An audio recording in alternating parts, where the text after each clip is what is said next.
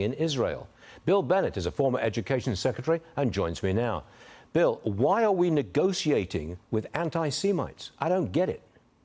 Well, we shouldn't be, and a supposedly distinguished university. I say that, though, I was invited by the students and canceled by the university, my invitation to speak. But never mind that. They shouldn't be negotiating with the students. They're in charge. Presumably, there's a faculty or a trustee committee on investments. Why are they capitulating? What we're seeing here, whether you're looking at these donations from abroad or these negotiations at campus, is the slavish obeisance of the universities to things other than academic freedom, the pursuit of truth, and higher education. There are so many interests here, and the reforms need to take place. Hopefully, people are getting a look into the universities, seeing that there are outside agitators for sure. There are also what I call, Stuart, inside agitators, the faculty, and these ridiculous students who are making these demands, these coddled kids who know nothing about reality. Why didn't President Biden yesterday come down forcefully, I mean really forcefully, and make a forceful statement about anti-Semitism on college campuses? He seemed to be trying to play both sides, equivocating and vacillating. Why is he like this? Yeah, there was one phrase for anti-Semitism, and then there was another for Islamophobia and anti-Arab, et cetera, et cetera. This is because he's very much in touch with and enthralled by those interests.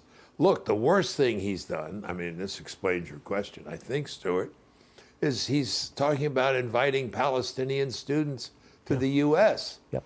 I think you had an earlier guest who pointed out 92% of Palestinians voted for Hamas. Right. What are we talking about here?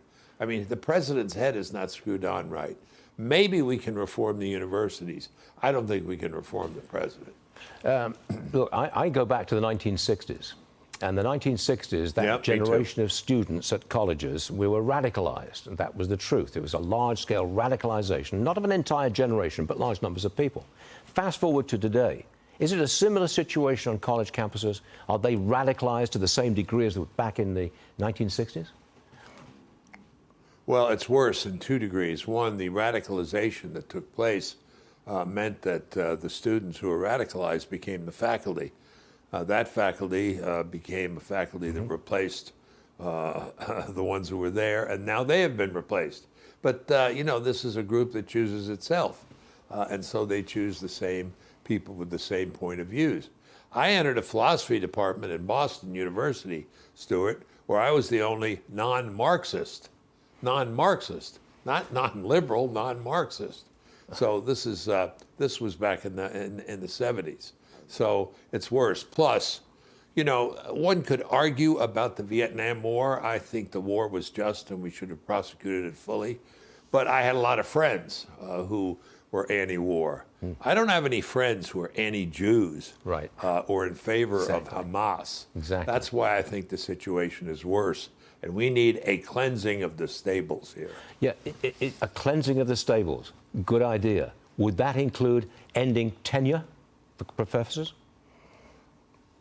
Yeah, but you know that you're not going to get there. I think the best weapon we have is the parents' checkbook and the lawsuit. I hope this thing is loaded with lawsuits. Boy, would I like to dust off my law degree and represent those janitors in Columbia. False imprisonment, kidnapping, everything. And then, you know, I talked to parents not long ago, said, what can we do? They're getting all this stuff in their brains. I said, don't write the check. Maybe we'll see some of that. It looks like applications to these places are down. Would it shock you to know that Jewish families' applications to Columbia are down? No, it would not shock me at all. In fact, I would expect it. Yeah. I would expect it. Bill Bennett. You betcha. I always wish we had more time, because there's so much I'd really like to talk to you about. But regrettably, the demands of television are such that we're out of time.